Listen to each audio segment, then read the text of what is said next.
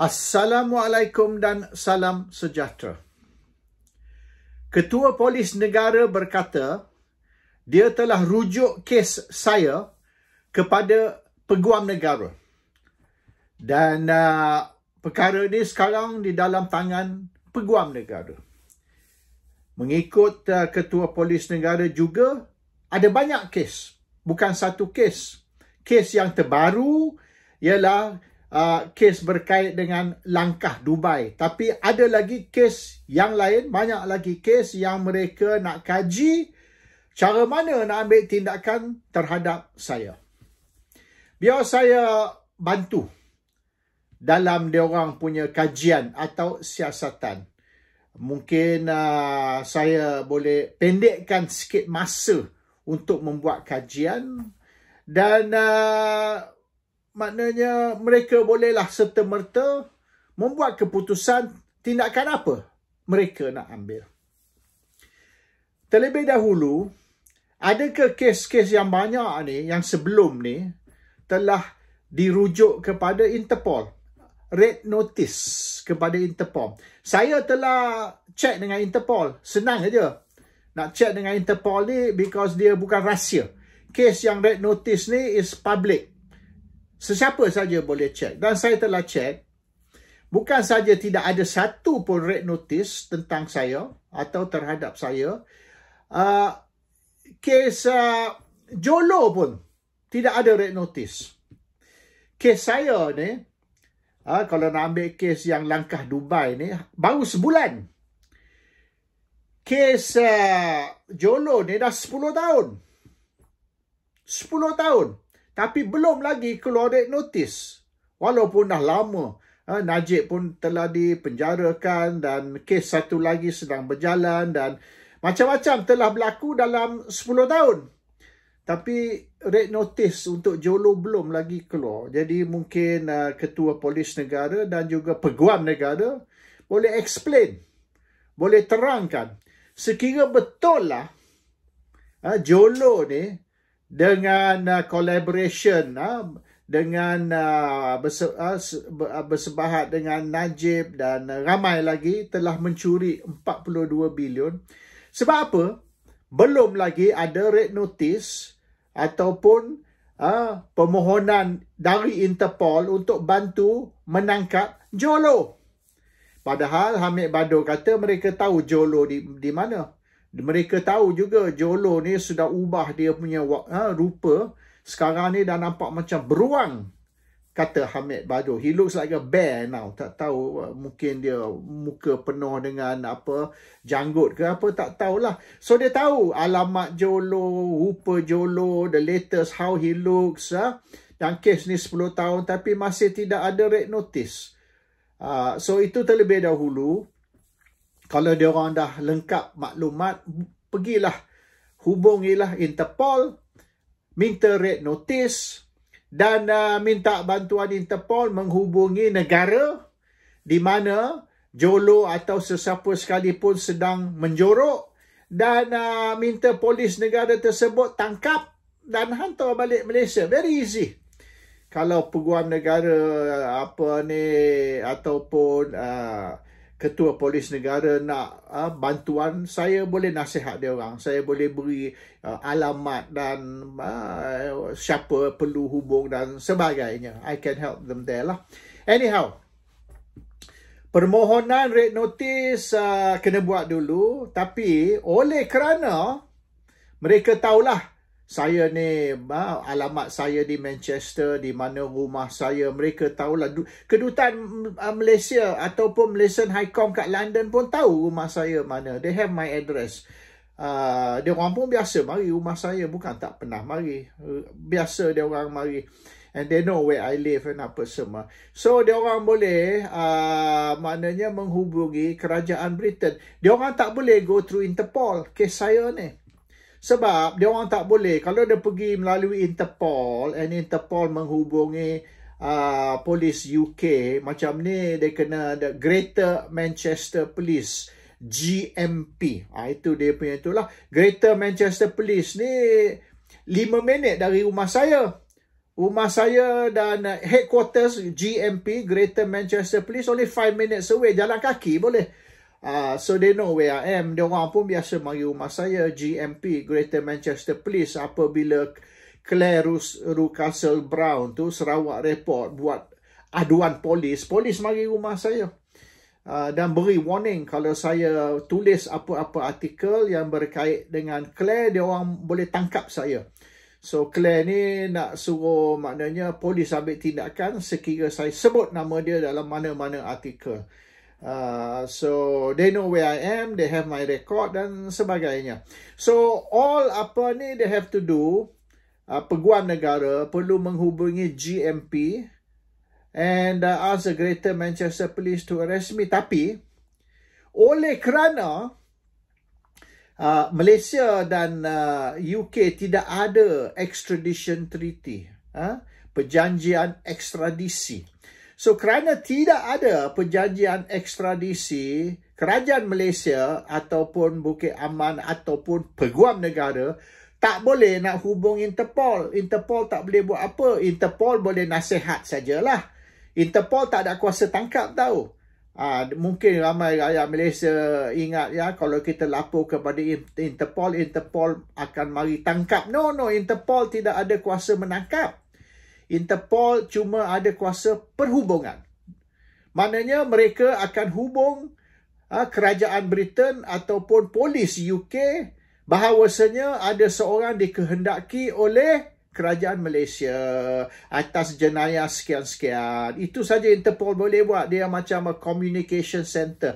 Dia tidaklah macam FBI. Dia orang boleh hantar UTK, raid, dengan helikopter, dengan apa ni, komando. Tak ada. They don't do that. Interpol doesn't have all this.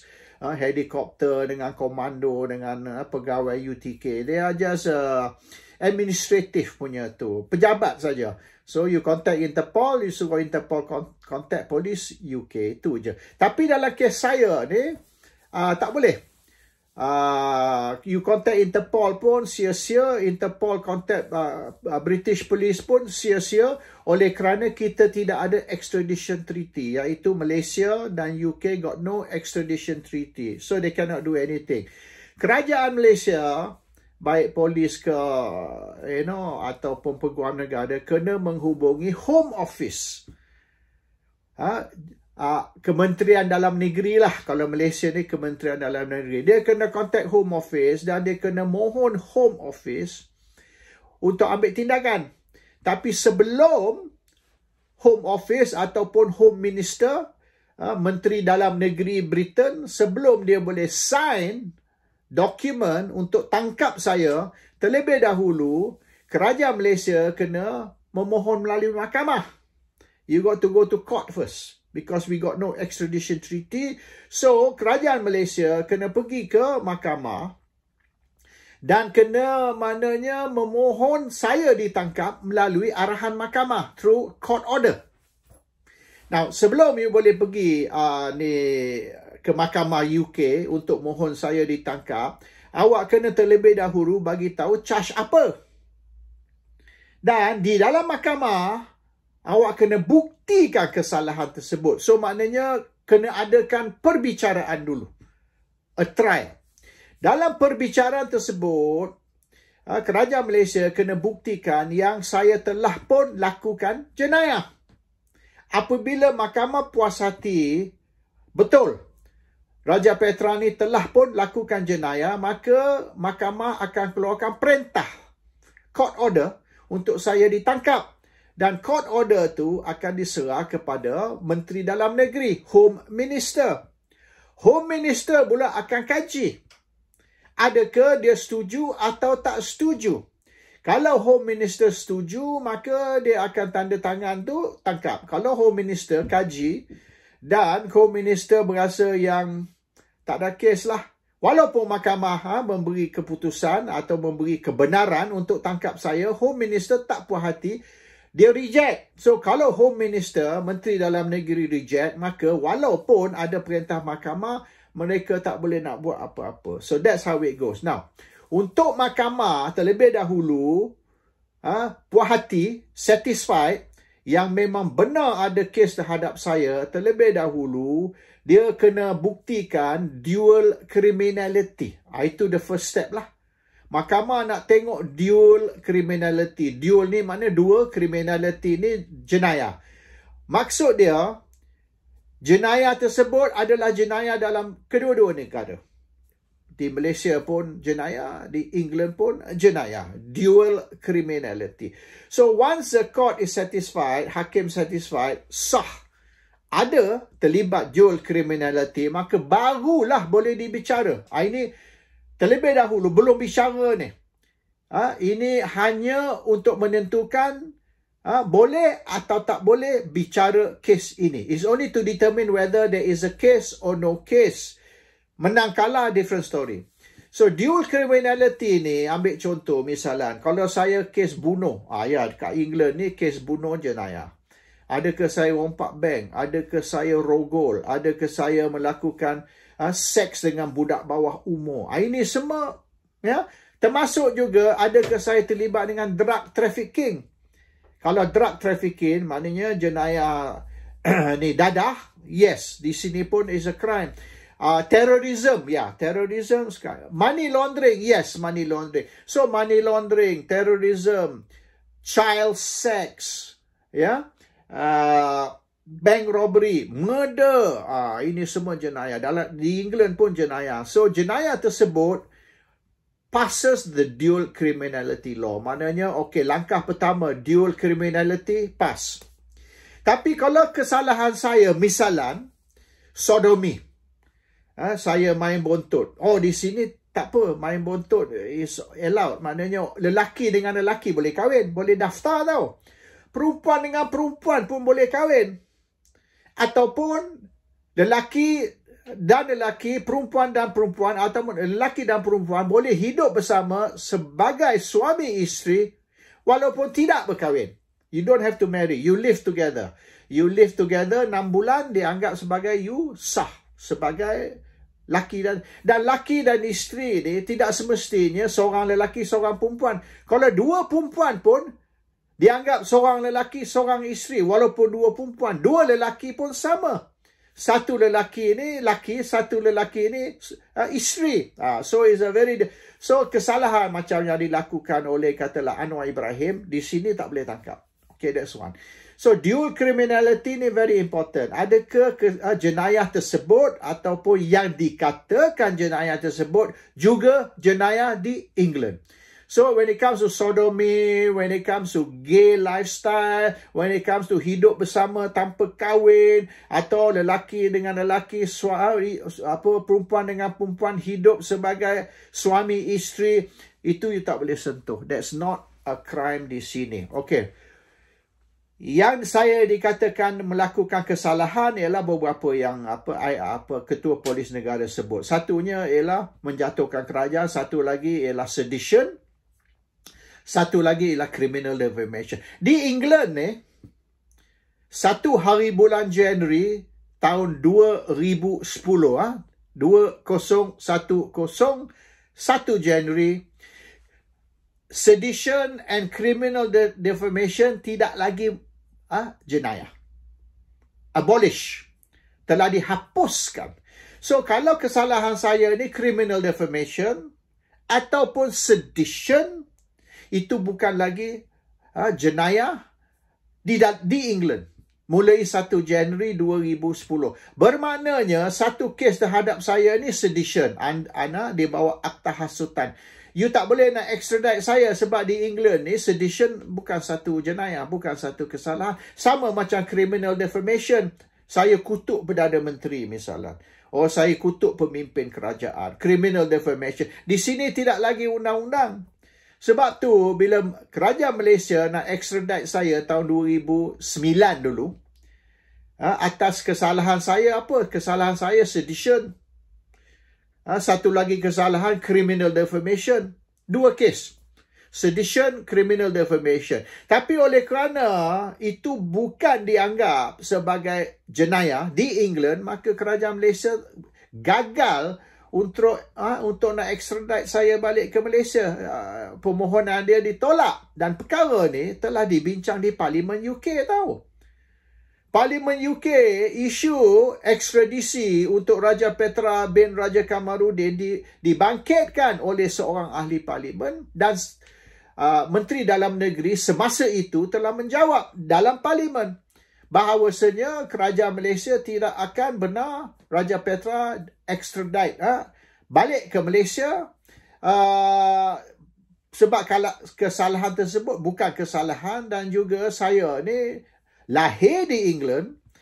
So, tak kisah saya ni pasport Malaysia ke, pasport Indonesia ke, pasport Thailand ke. Yang pentingnya saya lahir di England dan saya mendapat perlindungan dari kerajaan British sebab saya dianggap sebagai British subject.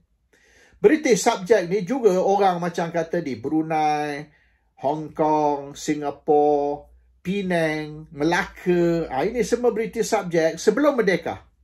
Hong Kong sebelum tahun 91 misalnya, rakyat Singapura sebelum tahun 63, rakyat Melaka dan Pulau Pinang, British colony sebelum 57. Kalau datang sini, you are considered British subject sebab you were born in a British colony, iaitu Brunei, Hong Kong, Singapura, Melaka, Pulau Pinang. Ini British colony dan India of course lah.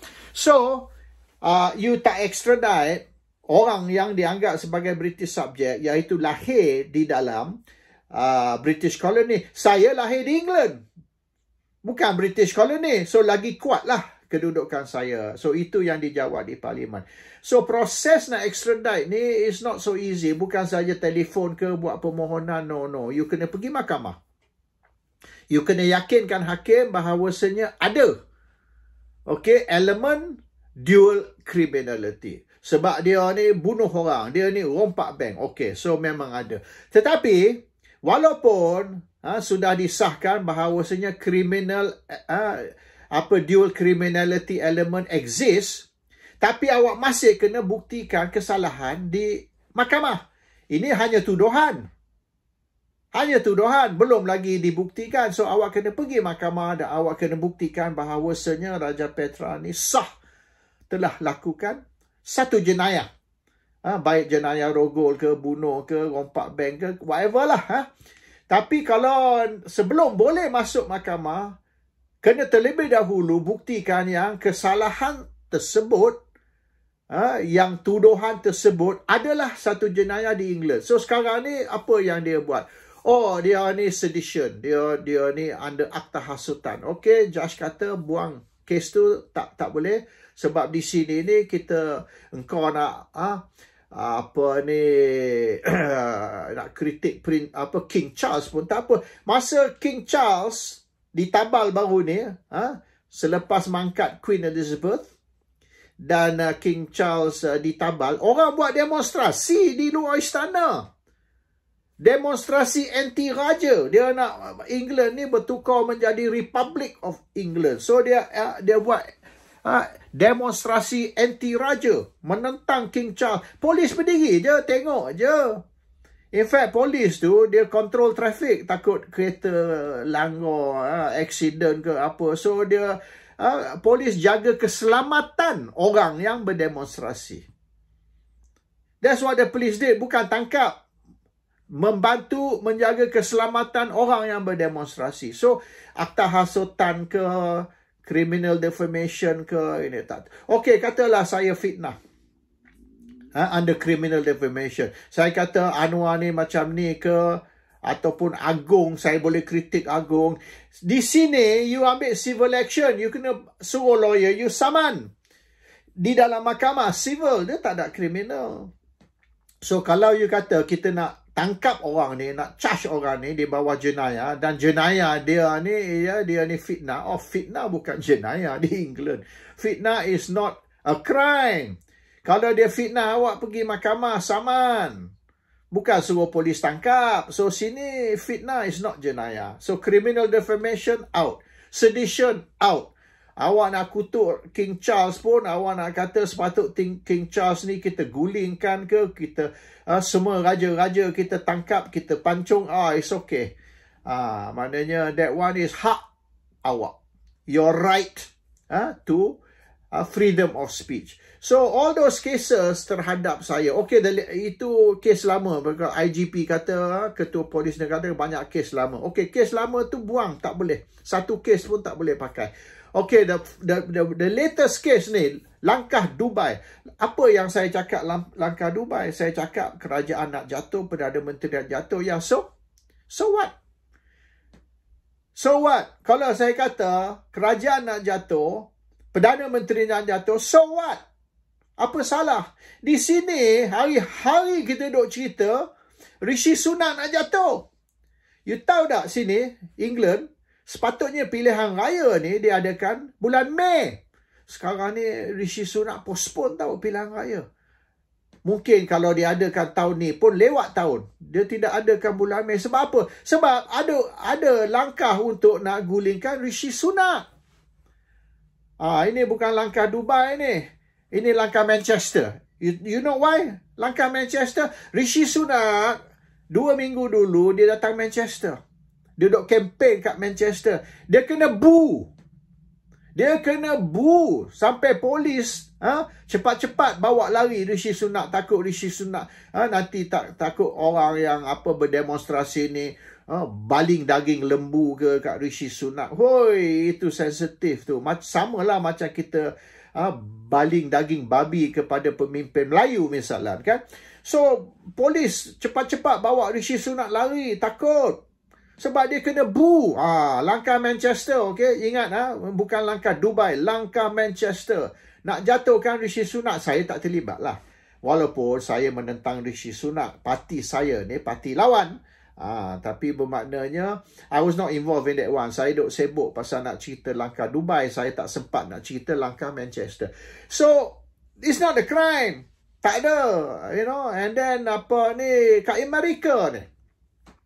Kecoh ni Amerika.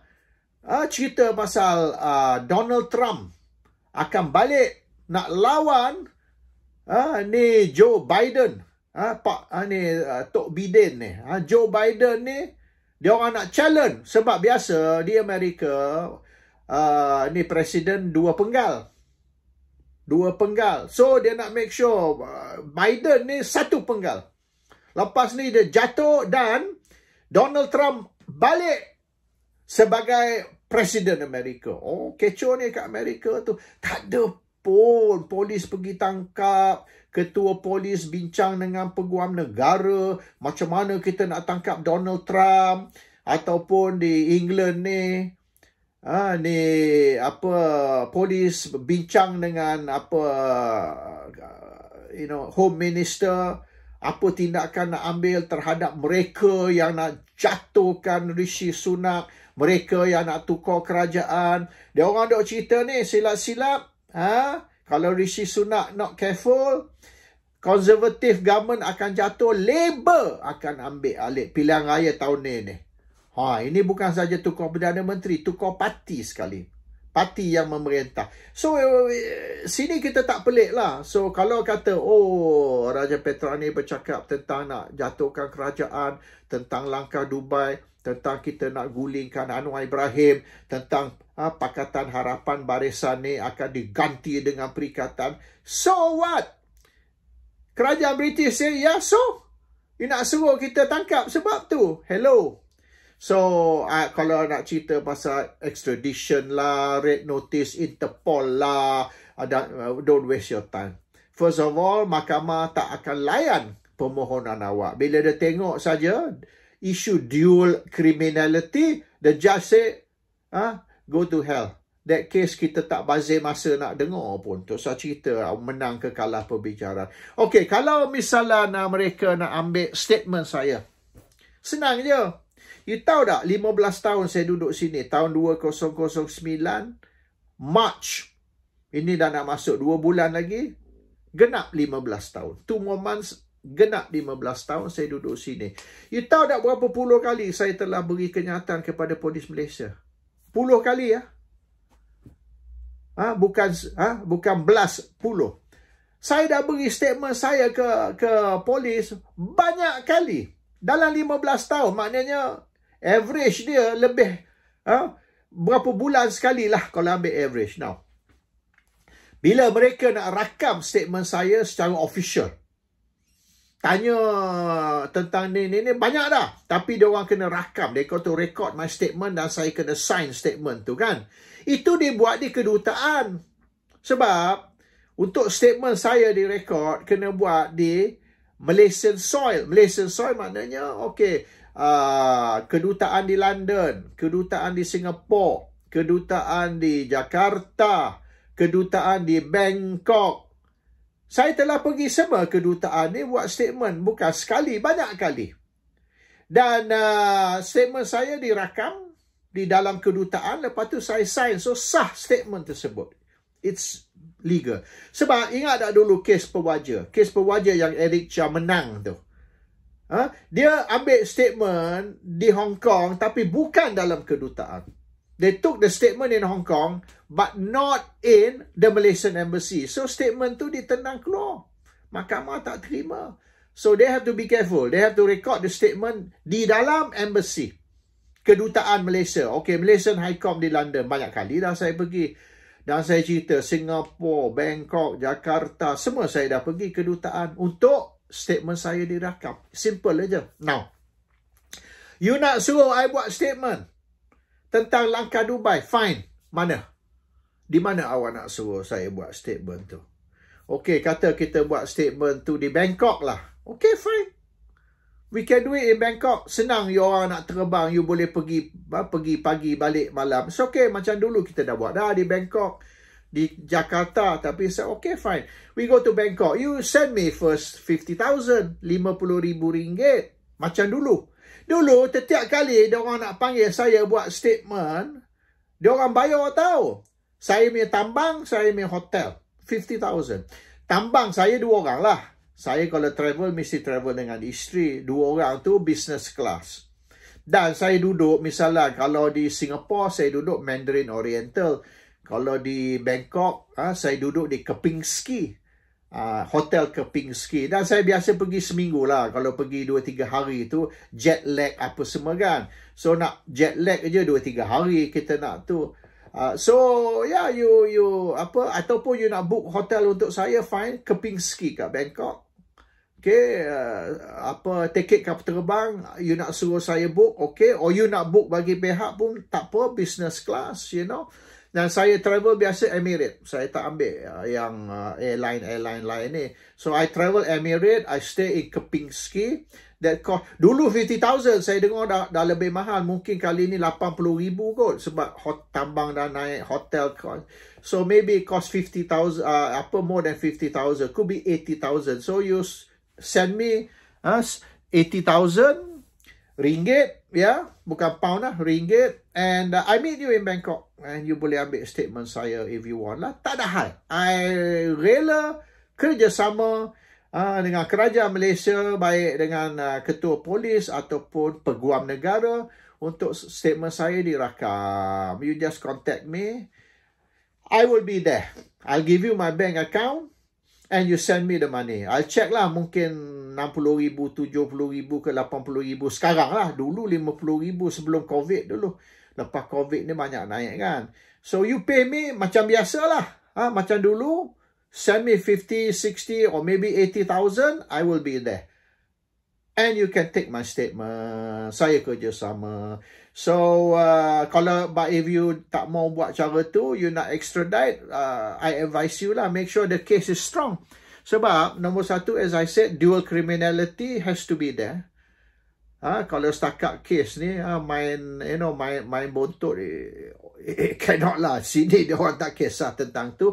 And then the other thing is you kena masuk mahkamah, you kena bicara di depan hakim dan you kena buktikan kepada hakim tersebut yang saya telah lakukan. That will take a few years lah. So maknanya by the time you berjaya meyakinkan mahkamah, dan you kena mohon tau. Selepas you dapat keputusan mahkamah, kalau mahkamah setuju, you kena mohon pula kepada Menteri Dalam Negeri. Menteri Dalam Negeri kena lulus Walaupun mahkamah sudah okey, Menteri Dalam Negeri, kalau Menteri Dalam Negeri tak mau layan, tak boleh juga. Tapi benda ni akan ambil macam Lorraine Osman dulu 10 tahun tau.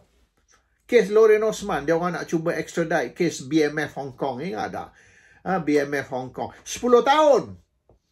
Dia orang duduk dalam mahkamah bicara untuk mendapat, akhirnya Lorraine Osman surrender. Lorraine Osman kata tak apalah dia itu. So kalau tidak kes tu 10 tahun tak selesai. So my case maybe tak tahulah, saya 73, 10 tahun lagi saya 83. Tak tahu saya hidup lagi tidak. Mungkin halfway to the case saya pun arwah. Could be. So that is the thing lah yang saya nak nasihat. So I look forward to communication from either AG ataupun Bukit Aman yang nak jumpa saya, you know, and either you sort out all the costs or you send me 80,000 or maybe 60, 70s. I have to check lah what's the cost now, sebab semenjak COVID ni dah jadi mahal. And we will meet and, you know, I will treat this also lah. I will stay about 1 week lah. Saya biasa kalau pergi Bangkok 7 hari, 10 hari.